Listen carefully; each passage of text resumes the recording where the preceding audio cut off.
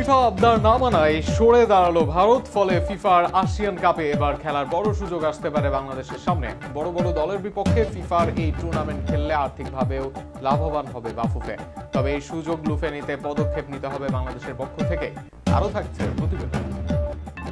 ব্রাজিলের বিপক্ষে আন্তর্জাতিক প্রীতি ম্যাচ খেলাকে অগ্রাধিকার দেওয়ার ফিফার তত্ত্বাবধানে আয়োজিত এশিয়ান কাপ 2026 থেকে সরিয়ে দাঁড়িয়েছে ভারত। টুর্নামেন্ট জাতীয় দলের পরিবর্তে অনূর্ধ্ব 23 বা বি দল পাঠানোর অনুমতি চেয়েছিল ভারতীয় ফুটবল ফেডারেশন। তবে সেই প্রস্তাবে সম্মতি দেয়নি ফিফা। ফলে শেষ পর্যন্ত প্রতিযোগিতা থেকেই নিজেদের নাম প্রত্যাহার করেছে ভারত। ভারতের এই সিদ্ধান্তে আসিয়ান কাপের অংশগ্রহণকারী দলের তালিকায় একটি জায়গা খালি হয়েছে, আর সেই শূন্যস্থান পূরণে নতুন কোনো দলকে আমন্ত্রণ জানানোর সম্ভাবনাও তৈরি হয়েছে। সেখানেই বাংলাদেশের সামনে খুলে যেতে পারে ফিফার তত্ত্বাবধানে আয়োজিত এই মর্যাদাপূর্ণ প্রতিযোগিতার খেলার দরজা।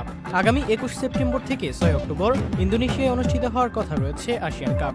স্বাগতিক ইন্দোনেশিয়ার পাশাপাশি Vietnam, Thailand, Philippines, Singapore, Malaysia, Bharat ও পাকিস্তানের অংশ নেওয়ার কথা ছিল। এর মধ্যে ভারত সরে দাঁড়ানোই এখন আয়োজকদের সামনে নতুন একটি দল অন্তর্ভুক্ত করার বিষয়টি সামনে এসেছে। বাংলাদেশ আগে থেকেই প্রতিযোগিতায় সুযোগ পাওয়ার দাবিদার হিসেবে আলোচনায় ছিল। দক্ষিণ পূর্ব এশিয়ার দেশ না হয়েও ভারত ও পাকিস্তান আমন্ত্রণ পেলেও বাংলাদেশকে বিবেচনায় নেওয়া হয়নি। অথচ ফিফা র্যাঙ্কিংয়ে বাংলাদেশের অবস্থান পাকিস্তানের চেয়ে বেশ এগিয়ে। ফলে ভারতের জায়গায় বাংলাদেশকে আমন্ত্রণ জানানো হলে সেটি দেশের ফুটবলের জন্য বড় সুযোগ হয়ে উঠতে পারে।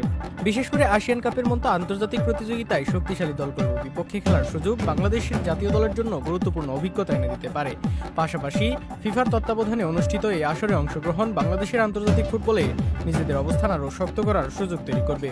এখন মূল অপেক্ষা আয়োজকদের পরবর্তী সিদ্ধান্তের। ভারত আনুষ্ঠানিকভাবে সরে দাঁড়ানোর পর খালি হওয়া জায়গায় কাকে আমন্ত্রণ জানানো হবে সেটি সবচেয়ে বড় প্রশ্ন। এই মুহূর্তে বাফুফে সক্রিয়ভাবে উদ্যোগ নিলে বাংলাদেশ সামনে যেই সুযোগ বাস্তবে পরিণত করতে পারে।